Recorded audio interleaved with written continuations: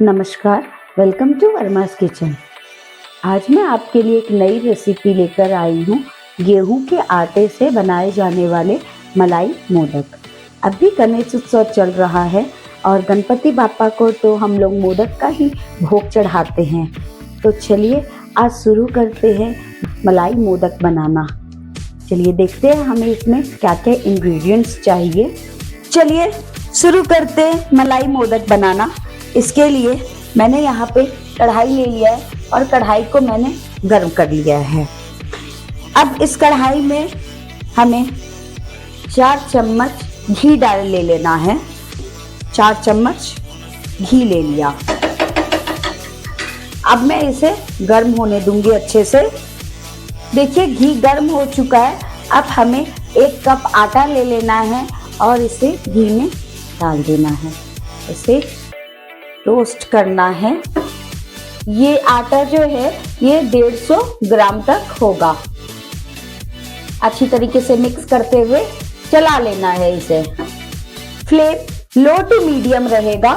अगर आप high flame में आटा को भूनेंगे तो ये जल जाएगा। अब आटा को भूनते समय यहाँ पे मैं 2 चम्मच रवा का डाल लूंगी। देखिए इसको भूनते हुए 7 से 8 मिनट हो गए और इसका कलर भी गोल्डन ब्राउन हो गया। अब इसी टाइम पे मैंने यहाँ पर 8 से 10 काजू ले लिया और इसे मैंने बारीक कट कर लिया है। ड्राई फ्रूट्स को डाल देंगे। मैंने पिस्ता ले लिया है, इसको भी मैंने कट कर लिया है। ये भी 8 से 10 ही है क्वांटिटी में। यहाँ मैंने बादाम ले लिया है, ये भी 8 से 10 है और इसको भी बारीक मैंने काट लिया। ये तीनों मैंने डाल दिया और अब इसे अच्छी तरीके से हमें मिला लेना है। अब इसे हम कम से कम 2 से 3 मिनट के लिए भून लेंगे। फ्लेम लो ही रहने देना है।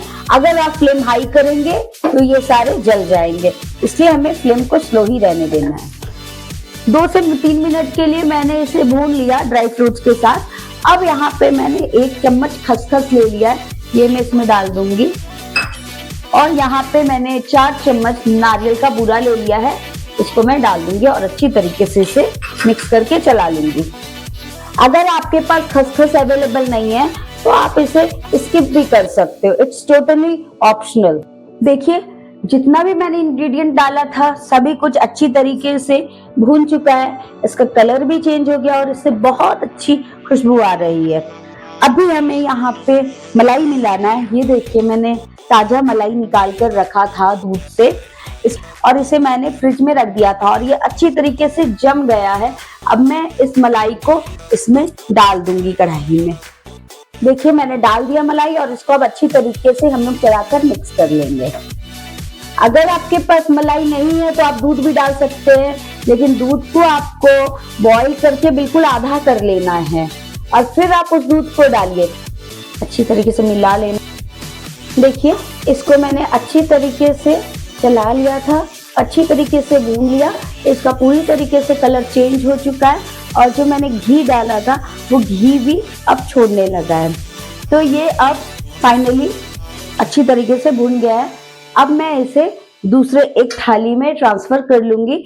इसी कढ़ाई में नहीं रखना है, नहीं तो नीचे से ये जल जाएगा। चलिए इसे दूसरी थाली में ट्रांसफर कर लेते हैं। देखिए मैंने इसे थाली में ट्रांसफर कर लिया है। अब इसे ठंडा होने के लिए मैं छोड़ दूंगी। देखिए इसको मैंने ट्रांसफर कर लिया था और इसे ठंडा कर लिया था। अभी जब मैं इसको मुट्ठी में बांध रही हूँ तो ये अच्छी तरीके से नहीं बन रहा है। तो इसको अब डो फॉर्म में करने के लिए, डो नहीं बोल सकते हैं इसे, एक्चुअली इसे मुट्ठी में इतना बंधना चाहिए, इतना इसका टेक्सचर हमें तैयार करना है। तो इसके लिए मैं यहाँ पे घी ले लेती हूँ। घी 2 से 3 चम्मच है और यहाँ पे थोड़ा किशमिश ले लेती हूँ। किशमिश को मैंने काट लिया। अब इसे अच्छी तरीके से मैं मिक्स कर लेती हूँ। घी को मैंने मिक्स कर लिया है। अब मैं यहाँ पे 1 कटोरी पाउडर शुगर ली हूँ, इसको मिक्स कर लेती हूँ। ये करीबन 150 ग्राम है। अच्छी तरीके से हमें मिलाकर इसे मिक्स कर लेना है। देखिए मिक्स कर लिया है। अब यहाँ पे हमें 2-3 चम्मच दूध मिक्स कर लेना है। इसको अच्छी तरीके से मिला लेंगे। देखिए इसको अच्छी तरीके से मैंने मिक्स कर लिया और इसका टेक्सचर देखिए बनकर अच्छी तरीके से तैयार हो गया है। बिल्कुल जब मैं इसे बांध रही हूँ तो अच्छी तरीके से ये बंध रहा है। इस तरीके से हमें तैयार कर लेना है। चलिए अब इसके मोदक बनाते हैं। उसके लिए मैंने यहाँ पर मोदक बनाने वाला साँचा ले लिया है। तो सबसे पहले साँचा में हमें फर्स्ट राउंड में इसमें घी लगा लेना है अच्छी तरीके से। आपको जब रिक्वायर्ड हो, जब आपको ऐसा लगे कि ये नहीं बन रहा है, तो आप उस वक्त यहाँ पे घी अप्लाई कर सकते हो। चलिए इसमें घी लगा लेती हूँ। देखिए मैंने घी लगा लिया है। सबसे पहले घी लगाने के बाद इसमें मैं थोड़ा सा पिस्ता ले लेती हूँ और हमें इस तरीके से ले लेना है, थोड़ा थोड़ा ले लेना है। थोड़ा इस तरफ डालना है, हमें भरना है और थोड़ा मोदक के साँचा में दूसरी तरफ इस तरीके से हमें भर लेना है। देखिए अच्छी तरीके से हम इसे भर लेंगे।